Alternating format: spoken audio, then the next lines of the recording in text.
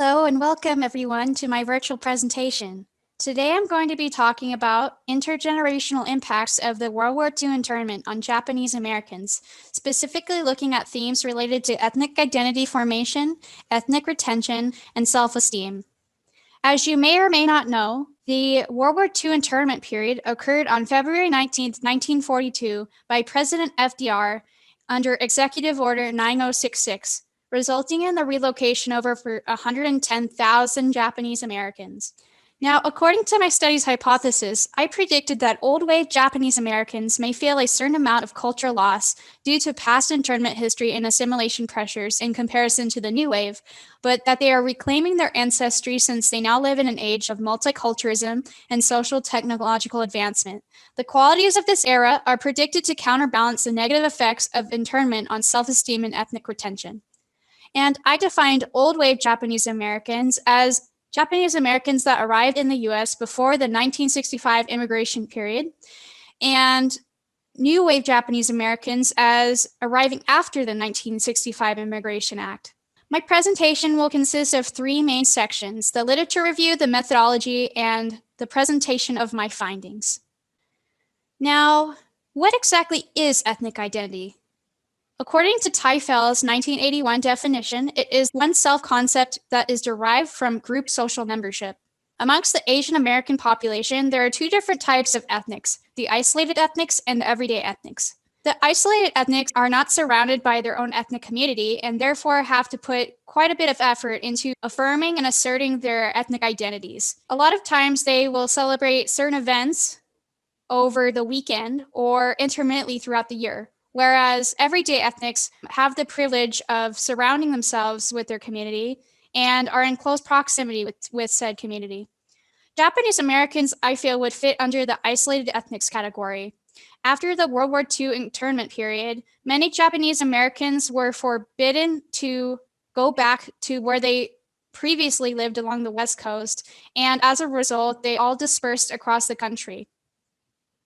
As for ethnic retention, I define ethnic retention as the actions that minorities take to affirm and assert their ethnic identities. And this can be expressed in many different forms, whether it be eating or creating ethnic foods, celebrating different cultural traditions or holidays, and so many other things.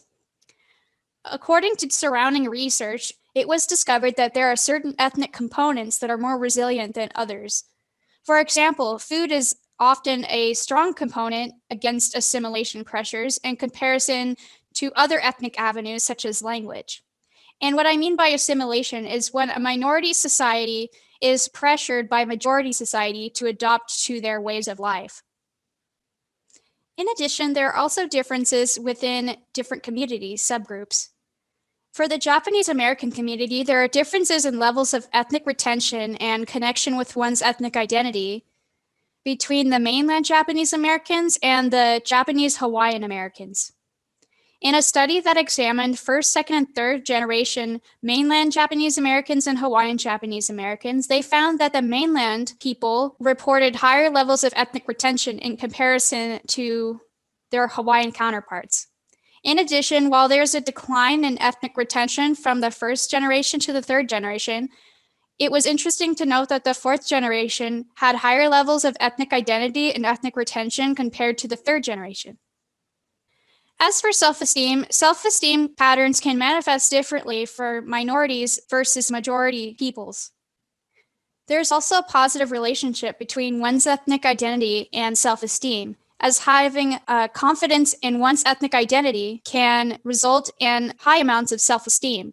And this can even apply even in instances of discrimination.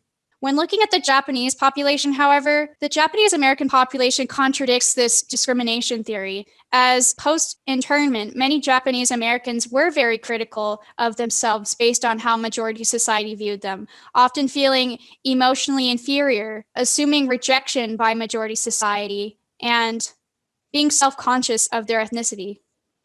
Now that we have all the necessary background information, I will now go into my methodology of my study. In total, there were 37 participants, with 36 participants being Japanese Americans and one identifying as Japanese. Generationally, my study consisted of second to fifth generation Japanese Americans of the old wave and first and second of the new wave populations.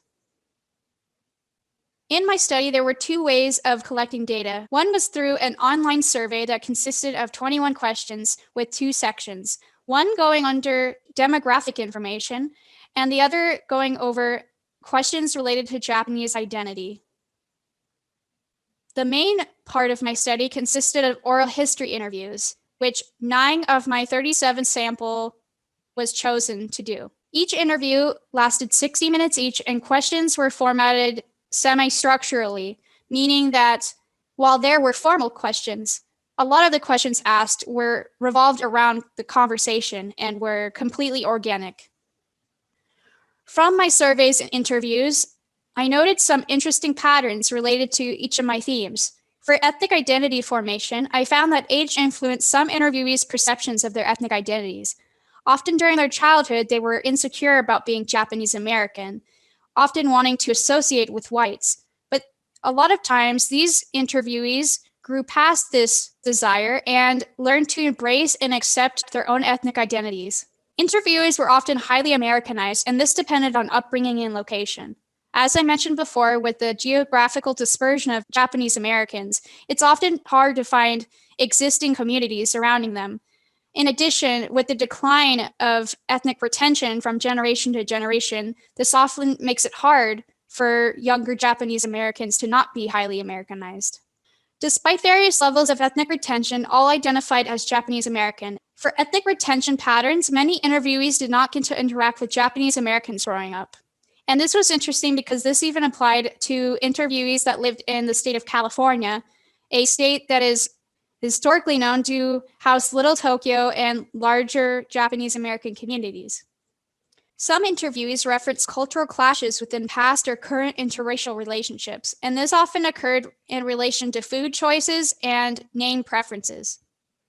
Common family values were concepts of gaman and shikataganai. Gaman means to do one's best, and shikataganai means that it can't be helped. It means to accept life's misfortunes and to carry on, regardless of the outcome. For self-esteem patterns, I found that many interviewees turned their indirect and direct experiences of incarceration into a strength, and they did this by lifting up other oppressed minority groups and creating organizations to uplift them. Some of my interviewees, for example, are involved in an organization called Tsuru for Solidarity that helps reunite Latinx families across the US border. There's also another one called Vigilant Love that tries to unite Japanese Americans with Muslims that were undergone anti-Muslim rhetoric. Some interviewees admitted that they experienced perpetual foreignism within the US. Perpetual foreignism is a common word in ethnic studies, and it basically means that a citizen may feel that they are being identified as foreign despite living in said country for many years. For the Japanese Americans, this means that they are being racialized as Japanese, even though they are just as American as many whites or even more American. Older generations notice a change in disposition among Japanese youth. Compared to the older generations that are often quieter and do not want to, quote unquote, rock the boat, so to speak, many of the younger Japanese youth, namely the fourth and fifth generations, are very extroverted and outspoken about their concerns and issues, often protesting to make their demands known. Many of the older generations I interviewed could not imagine putting themselves in those positions. In conclusion, perspectives, mentalities, and dispositions regarding the internment differed within the old wave population. Self-esteem was partially related to the internment.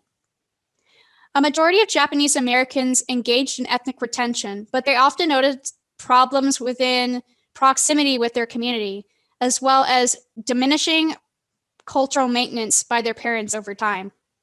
Lastly, multiculturalism and technological advancement did help old wave Japanese Americans reclaim their ancestry, since multiculturalism promotes diversity and individualism, and technological advancement provides ease of access to all sorts of resources Japanese Americans can use to maintain their ethnic identities. Feel free to ask me any questions. I know that this presentation was only 10 minutes, and I realized that there were a lot of things I may have brushed over.